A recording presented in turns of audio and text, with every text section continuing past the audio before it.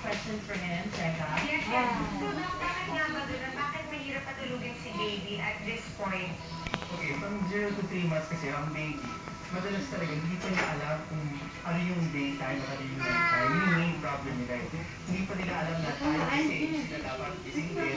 Pag tulog tayo, hindi nila alam na dapat tulog sila. So, ano ba Tayo din. para matulungan mo Le. sa baby na ma-differentiate yung day at saka yung nighttime para alam niya it's time to sleep na?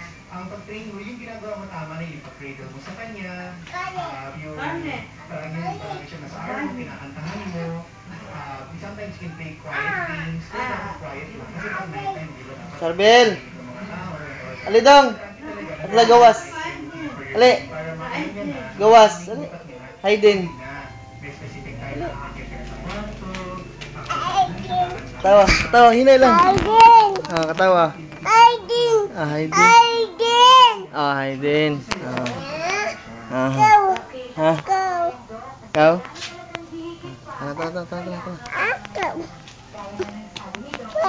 Ah. Samanta? Hayden? Tawa sa ina kalak-kalak.